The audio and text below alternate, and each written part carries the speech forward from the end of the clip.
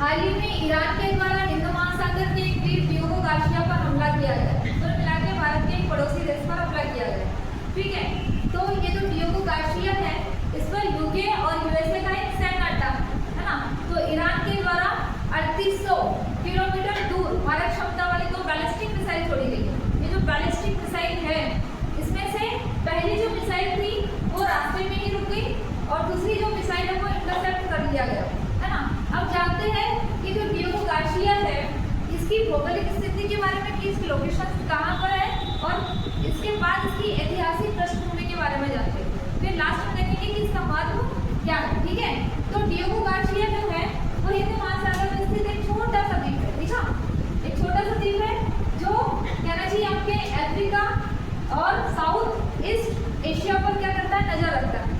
ठीक है, तो इसकी पहले ऐतिहासिक पृष्ठभूमि जानते हैं और इस पर जो ईरान के द्वारा जो अटैक किया गया उसको जानते हैं कि क्यों किया गया। ठीक है, तो ऐतिहासिक पृष्ठभूमि की मैं बात करूं तो इसकी खोज 1512 ईस्वी में एक पुर्तगाली थे। ठीक है, डियोगो गार्सिया, उन्होंने इसकी खोज की थी। आपको तो पता ही है कि भारत की खोज एक पुर्तगाली ने की है ना। इन्हीं लोगों को जो है नाव चलाने का बहुत शौक था और खोजने का। ठीक है, तो 1512 में पुर्तगाली डियोगो गार्सिया ने इसकी खोज की थी। बाद में 18वीं शताब्दी में फ्रांस के द्वारा नारियल के बागान लगाए गए। फ्रांस के द्वारा मतलब आपको तो पता है कि यूरोप में क्या हुआ था, 18वीं सदी से 18वीं शताब्दी के बीच में औद्योगिकरण हुआ था। ये क्या कर रहे थे, दूसरे देशों में जाकर वहाँ पर व्यापार करने के बहाने से उस क्षेत्र पर कंट्रोल स्थापित कर रहे थे। ठीक है, तो 18वीं शताब्दी में फ्रांस के द्वारा यहाँ पर नारियल के बागान लगाए गए थे। कुल मिला के हमें पता चल गया कि वहाँ किस प्रकार की फसल उगाई जाती है, नारियल। ठीक है, फिर 1960 के दशक में यूके और यूएसए के द्वारा एक सैन्य अड्डा स्थापित करना मतलब भाई हमें एक सैन्य अड्डा बनाना है तो उस पर क्या करना पड़ेगा, उस दिन पर कब्जा करना पड़ेगा ना। तो 1960 के दशक में यूके और यूएसए द्वारा सैन्य अड्डा बनाने के लिए उस पर कब्जा किया गया और बाद में वहाँ पर जो रहने वाले जो जाति लोग है ना, चाओशियन जो जनजाति है उसको उनको वहाँ से विस्थापित, भाई कब बनेगा नेवी बेस, जब हम वहाँ से रहने वाले लोगों को विस्थापित करें। 1967 से 73 के बीच में जो है इन लोगों ने क्या करे, इन लोगों ने मतलब यूके और यूएसए ने वहाँ के रहने वाले जो चांगोश लोग थे उनको विस्थापित करने लगे है ना, हटा दी। तो बेचारे कहाँ जाएंगे, अफ्रीका महाद्वीप में जाएंगे या तो एशिया महाद्वीप में जाएंगे। ज़्यादा इतने तो बीच नहीं है जो यूरोप और अफ्रीका महाद्वीप अमेरिका महाद्वीप में जाएंगे। तो ऐसा कहा जाता है कि वहाँ से जो है लगभग 2000 लोग स्थापित हुए थे। ठीक है, उसके बाद इन्होंने जो है वहाँ पे एक नेवी बेस तैयार करा यूके और यूएसए।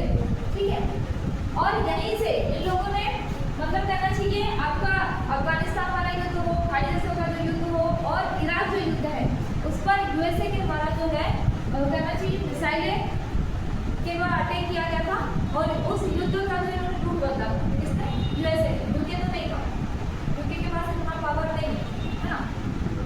फिर 2025 में, इस टाइम को थोड़ा याद रखना, 2025 में यूके और मॉरिशस के बीच में समझौता हुआ था। अब बात यहाँ से ये निकल के आ रही है कि जो डियोगो गार्सिया द्वीप है उस पर मुख्य रूप से कंट्रोल किसका होना चाहिए। 3 देश टकरा रहे, एक आपका यूके, एक आपका यूएसए और एक आपका मॉरिशस। ठीक है, तो संयुक्त राष्ट्र संघ यूएनओ है ना, उनके द्वारा बोला गया है कि मुख्य रूप से ये किस देश का भाग है, आपका मॉरिशस का भाग है। ठीक है, इस पर यूके और यूएसए द्वारा कंट्रोल नहीं किया जा सकता। तो 2025 में यूके और मॉरिशस के बीच में एक समझौता होने वाला था कि इस द्वीप को यूके के द्वारा किसे दिया जाना है, मॉरिशस को। ठीक है, लेकिन ये समझौता अभी नहीं हो पाया है। फिर मतलब 2 दिन पहले ये न्यूज़ निकल के आती है कि यूके के द्वारा यूएसए को, क्योंकि यूएसए का नेवी बेस है और परमिशन कौन देगा भाई, आपका यूके। कंट्रोल किसका है वहाँ पर, यूके का। तो यूके यूएसए को बोलेगा, मतलब कंट्रोल यूके का है, तो यूएसए को उन्होंने बोला कि आप यहाँ से मतलब डियोगो गार्सिया से ईरान पर अटैक अपनी मिसाइलों के थ्रू अटैक कर सकते हैं। ठीक है, जैसे ये न्यूज़ निकल के आती है उसके 2 घंटे बाद ईरान के द्वारा 3800 किलोमीटर मारक क्षमता वाली 2 बैलिस्टिक मिसाइल को से अटैक किया जाता है। एक बैलिस्टिक मिसाइल तो 20 रास्ते में जो है खत्म हो जाती है, दूसरी जो मिसाइल आती है उसके यूएसए की जो एक मिसाइल उसको क्या करती है, इंटरसेप्ट कर देती है। ठीक है, वहीं पर अटैक कर देती है। ठीक, अब अगर मैं बात करूँ यूएसए की, डियोगो गार्सिया ऐसा ये कहा जाता है कि डियोगो गार्सिया में इस नेवी बेस में जो बनाया गया नेवी बेस है, यहाँ पर B2 और B-52 बम्बर्स है। इसके अलावा यहाँ पर न्यूक्लियर पनडुब्बीज है और ऐसे ऐसे हथियार है जो ईरान युद्ध है ना जो चल रहा है, हाईलाइट हो रहा है, इसका रूप बदल सकते हैं। इसके पहले भी यूएसए के द्वारा इस डियोगो गार्सिया नेवी बेस का यूज किया गया था। कब? अफगानिस्तान युद्ध में जो 9/11 हमला हुआ था ना अमेरिका पर, वहाँ की जो इमारत थी, ठीक है, तो उन्होंने अफगानिस्तान पर हमला किया था। दूसरा इराक युद्ध हुआ था 2001-2011 में, सद्दाम हुसैन की जो सरकार थी उसको तख्तापलट करने के लिए। इसके अलावा 1960 के दशक में जो खाड़ी युद्ध हुआ था, खाड़ी युद्ध क्यों हुआ था तो आपको पता ही होगा। इजराइल को जब मान्यता दी गई थी तो बेचारा इजराइल जो है खाड़ी देशों से लड़ रहा था, है ना। तो यहाँ से यूएसए के द्वारा खाड़ी जो युद्ध हुआ था 1960 के दशक में, इराक युद्ध, अफगानिस्तान पर कंट्रोल करने के लिए इस नेवी बेस का जो है डियोगो गार्सिया के नेवी बेस का यूज किया गया था। तो अब हो सकता है कि आने वाले दिनों में यूएसए के द्वारा, मतलब ट्रम्प को चला का दिमाग ऐसे भी खसका फसका ना, तो वो तो ऐसे ही यूज कर रहे हैं। कभी कभी तो ऐसा लगता है कि कहीं जो है परमाणु मिसाइल भी यूज मत कर ले, है ना, न्यूक्लियर मिसाइल का यूज मत कर ले, तो डियोगो गार्सिया युद्ध से जो है वो ईरान पर अटैक कर सकता है। ठीक, लेकिन इसका महत्व क्या है? एक तो आपको ये समझ में आ रहा है कि भाई नेवी बेस मतलब सैन्य अड्डे के रूप में जो है इसका यूज किया जाता है। इसका महत्व ये है कि व्यापार की दृष्टि से सबसे पहले व्यापार, अगर मैं बात करूँ तो जो खाड़ी देश है उससे तो ऑयल उत्पादित किया जाता है ना, और उसका जो है सप्लाई किया जाता है, तो मुख्य रूप से ये व्यापार की दृष्टि से ये वाला जो रूट है वह महत्वपूर्ण है ना। दूसरा कि जो यूएसए है वो क्या करता है, साउथ ईस्ट एशिया कहना चाहिए आपका एशिया महाद्वीप पर और अफ्रीका महाद्वीप पर क्या करता है, नजर रखता है। कोई भी एक्टिविटी हुई तो क्या करेगा ट्रम्प, चाचा एक मिसाइल निकाले, बोले वहाँ अटैक कर दो, ठीक है, वो रॉकेट के जो फटाके होते हैं ना जैसे फूटते हैं, सेम वैसे ही बोले वहाँ एक्टिविटी हुई वहाँ पे अटैक कर दो। ठीक, ये इस दृष्टि से महत्वपूर्ण है। दूसरा कि तीसरा ये चीज है कि इसी के द्वारा यूएसए के द्वारा अफगानिस्तान, इराक और खाड़ी देश के जो युद्ध हुए थे इसमें इसने महत्वपूर्ण भूमिका निभाई, इसने डियोगो गार्सिया गिफ्ट में, ठीक है। अगर कल को मान के चलो कि ट्रम्प चाचा ने, क्या मतलब होना चाहिए यूएसए, है ना, मुख्य रूप से यूएसए होना चाहिए, यूएसए ने सोचा कि डियोगो गार्सिया से हमको क्या करना है, ईरान पर अटैक करना है। तो अभी तक के कहना चाहिए ये जो युद्ध है वो लगभग 3 देशों के बीच में है ना।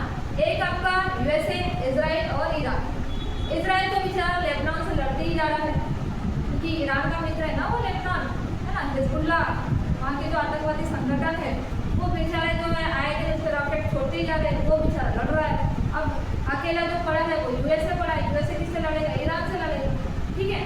तो केवल 3 ही देश है।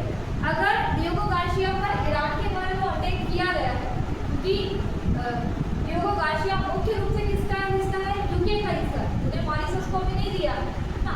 और ऐसा कहा जाता है मतलब रिपोर्ट के अनुसार कि इसने मॉरिशस से 99 साल के लिए लीज पे लिया, तो 99 साल के लीज के लिए लिया, वो कब खत्म होने वाला वो नहीं पता है, ठीक। तो मुख्य रूप से किसका कंट्रोल है, यूके का। जब यूके का कंट्रोल है और इसने ईरान ने डियोगो गार्सिया जो सैन्य अड्डा उस पर अटैक किया है, तो मुख्य रूप से मतलब करना चाहिए किसको चुनौती दिलाई है, यूके को, यूएसए को तो नहीं दिया, यूएसए तो पहले से ही लड़ रहा है ना। तो अब यूएसए क्या बोलेगा, भाई देखो तेरे जो है तेरे द्वीप पर आकर इसने मिसाइल छोड़ा है तो तू भी इन्वॉल्व कर ले, है ना, तू भी इन्वॉल्व हो जा इस युद्ध में लड़ने के लिए। जैसे ही यूरोप का एक देश लड़ने आएगा तो आपको पता है कि नाटो सदस्य जो है कितने हैं आपके, 32 है, ठीक है, इसे ज़्यादा मुझे भी नहीं पता, 32 है। तो नाटो सदस्य क्या करेंगे, जब एक यूरोप का महाद्वीप का एक कंट्री लड़ने आएगा तो बोलेंगे चलो ठीक है भैया तेरे पीछे हम भी चलते, है ना। तो बड़े भैया चल रहे तो छोटे भैया को चलने में क्या समस्या है, ठीक है। तो कुल मिला के यूएसए के द्वारा या कहना चाहिए ईरान के द्वारा